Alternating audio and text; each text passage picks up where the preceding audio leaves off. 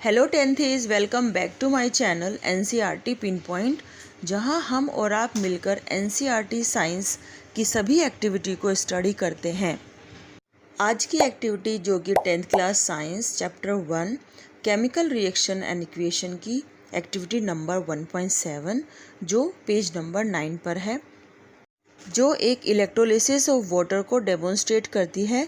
ये एक बहुत ही इम्पोर्टेंट और इंटरेस्टिंग एक्टिविटी है जिसमें हम पानी से हाइड्रोजन और ऑक्सीजन गैस को अलग करते हैं।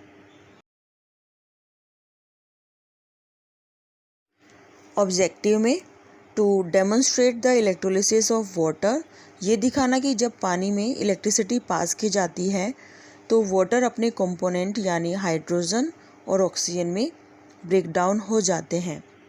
और दूसरा डीकम्पोजिशन रिएक्शन को समझना। मटेरियल रिक्वायरमेंट में प्लास्टिक मग जिसके नीचे 2 होल्स हों, 2 ग्रेफाइट रोड या पेंसिल जिसका हम एक इलेक्ट्रोड की तरह यूज़ कर सकते हैं, rubber stopper, 6 volt battery DC, also connecting wire, 2 test tube, water and some amount of dilute H2SO4, sulphuric acid and match stick for the test of gases. बच्चों, प्रोसीजर से पहले प्रिकॉशन।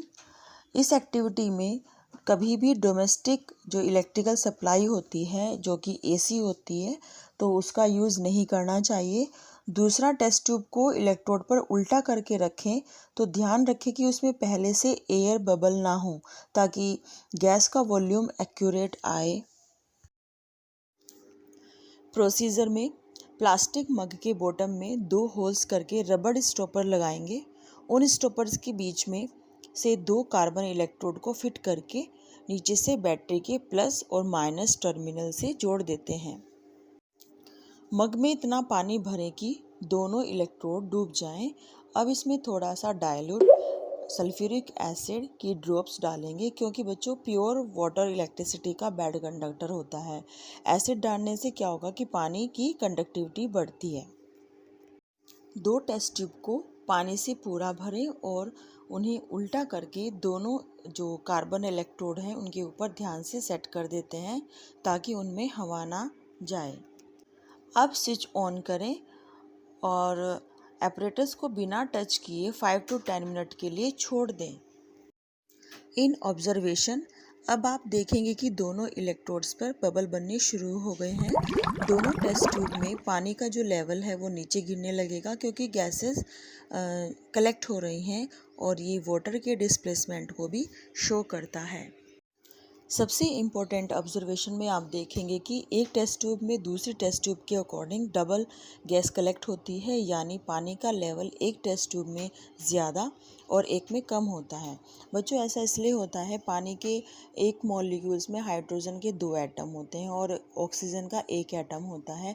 इसलिए decomposition के बाद hydrogen gas का volume oxygen से double होता है। पानी में थोड़ा एसिड होने की वजह से पानी H आयन और OH आयन में पहले से ही ब्रेक रहता है।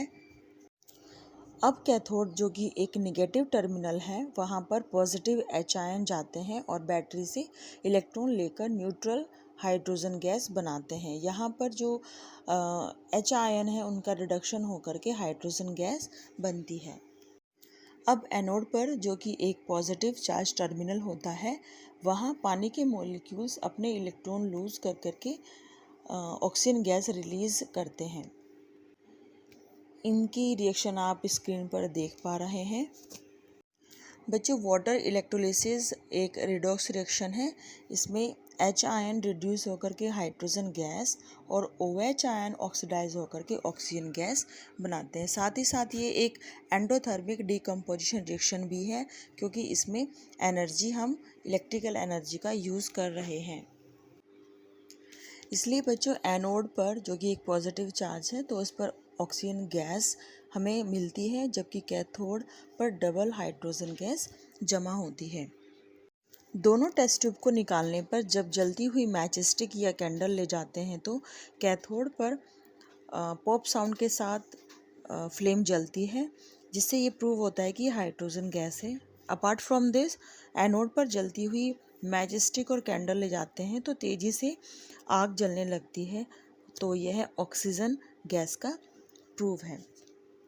कंक्लूजन में, वाटर में इलेक्ट्रिसिटी पास करने पर वाटर डिकम्पोज होकर के हाइड्रोजन गैस और ऑक्सीजन गैस में डिकम्पोज हो जाता है, जिनका वॉल्यूम का जो रेशो होता है वो 2:1 होता है।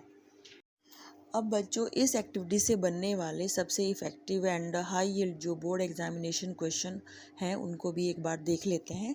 Question number 1, why is the volume of gas collected at one electrode double the volume at the other one in this activity? Name these gases.